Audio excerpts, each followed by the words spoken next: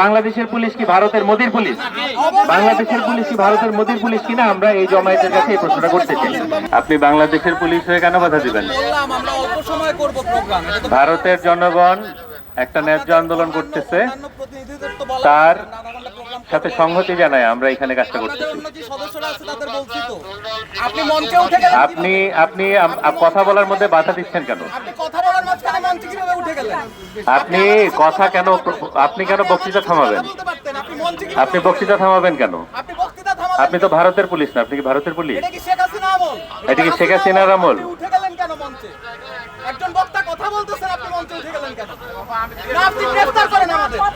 আপনি কি কারণে, কি যুক্তি?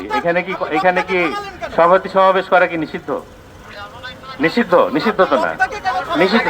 এটা সমাবেশ করার যে কোনো জায়গা হইতে পারে। আপনি কে এরকম বেআইনি কথা বলতেছেন একজন পুলিশ হয়ে? এটা কি নিষিদ্ধ এখানে সমাবেশ করা? দুদকের সামনে দাঁড়ানো যাবে না? কোথায় লেখা আছে এটা? কেন আপনাকে জানতে হবে? বাংলাদেশের জনগণ হিসেবে বাংলাদেশের জনগণ যেখানে খুশি সেখানে সমাবেশ করবে। কেন কেন আপনি এটা বাধা দিবেন? বন্ধুগণ, আপনারা দেখতে পাচ্ছেন যে এখানে ভারতের নিপীড়িত জনগণের পাশে বাংলাদেশের নিপীড়িত জনগণ দাঁড়িয়েছিল।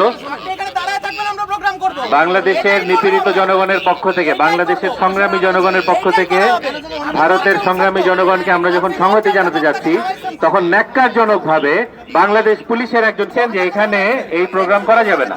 আমরা প্রশ্নটা করতে চাই, কেন করা যাবে না? আমরা প্রশ্ন করতে চাই, বাংলাদেশের পুলিশ কি ভারতের মোদির পুলিশ? বাংলাদেশের পুলিশ কি ভারতের মোদির পুলিশ কিনা আমরা এই জমায়েতের কাছে এই প্রশ্নটা করতে চাই। বাংলাদেশের পুলিশ যদি ভারতের মোদির পুলিশ না হয়, তাহলে কি যুক্তিতে এইখানে আমরা ভারতের আন্দোলনরত সংগ্রামী জনগণের পাশে বাংলাদেশের মানুষ সংহতি জানাবো?